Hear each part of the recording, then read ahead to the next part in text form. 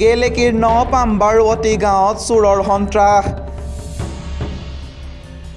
নপামবাৰুৱতী গাঁৱৰ ৰাজু কুমাৰ গগৈ নামৰ যুৱকজনৰ ঘৰত দিনৰ ভাগতে চোৰে চলালে চাফাই অভিযান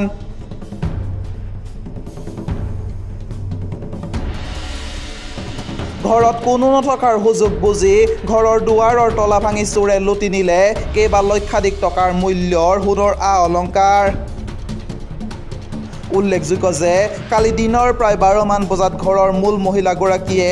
গাঁৱৰে ঘৰত সকাম খাবলৈ বুলি ওলাই যায় আৰু আবেলি প্ৰায় 5 মান বজাত মহিলাগৰাকীয়ে ঘৰলৈ ঘূৰি আহি ভিতৰৰ লোহাৰ আলমিৰা ভাঙি চোৰে সকলো সোণৰ অলংকাৰ লৈ যোৱাৰ বিষয়ে অৱগত হয়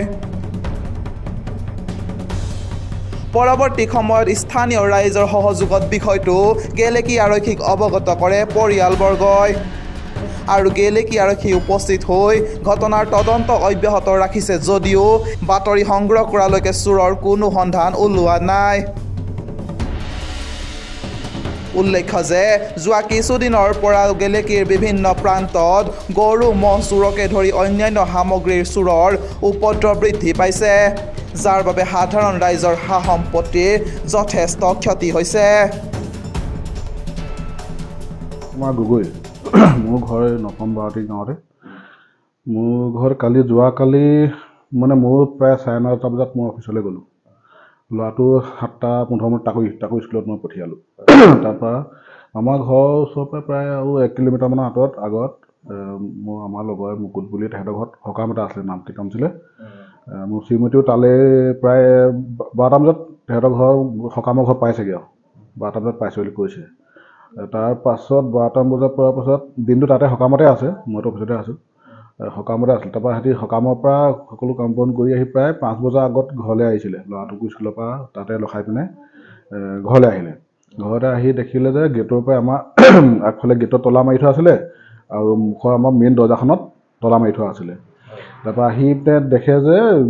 দৰ্জা দুইখন খোল খাই আছে আগফালে দৰ্জাখন খোল খাই আছে গ্ৰিলখনো খোল খাই আছে কিন্তু গেটখন তলা মাৰি থোৱা আছিলে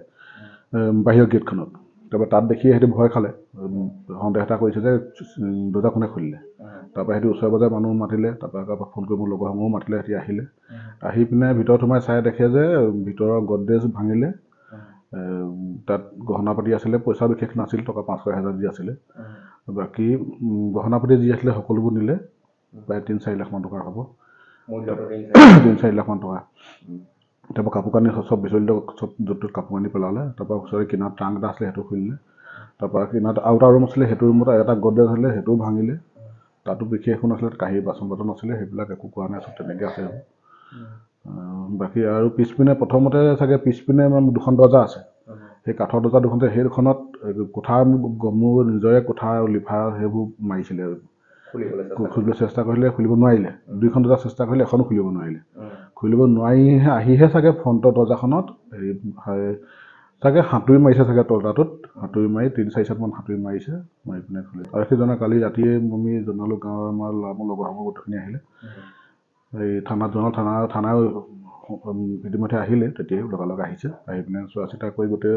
বস্তু চালে তাৰপৰা এতিয়া আকৌ আমি ৰাতিপুৱাও গৈছিলোঁ তাৰপৰা তেওঁ লগালগ আহিলেই থানাৰ মানুহ আহিলে লগালগ ওচৰে পাজৰে সকলোৱে এই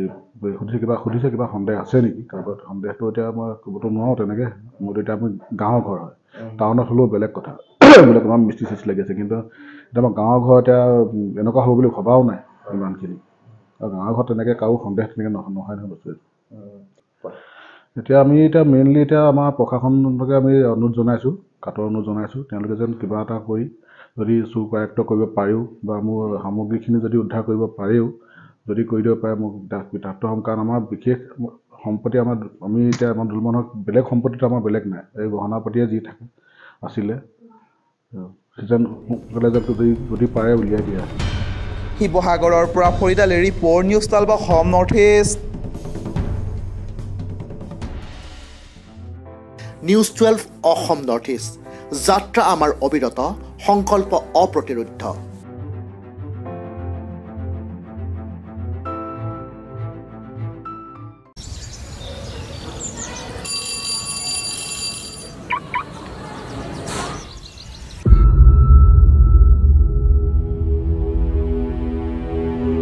optional?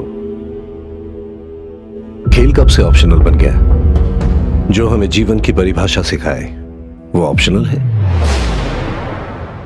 The green school international में हम इस विचार को चुनौती देते हैं। खेल हमारे लिए एक साधन है उस शिक्षा की। क्लासरूम हो या मैदान, जो हमारे अंदर की असली पावर को निखारे, जो हमें सिखाए टीम वर्क,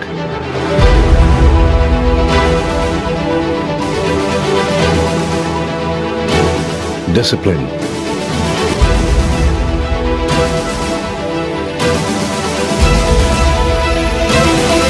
जो हमें तैयार करे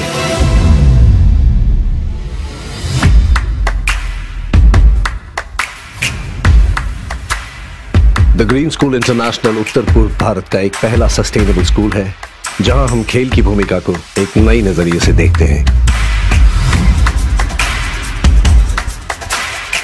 ताकि आपके बच्चे शिक्षा, खेल और पर्यावरण को साथ लेकर सीख सके जीने का मूल तरीका।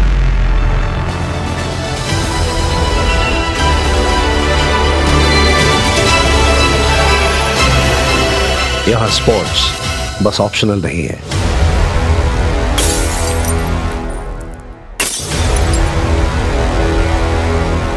The green school international, unlocking academic potential with the 3S formula: sports, sanskar, sustainability.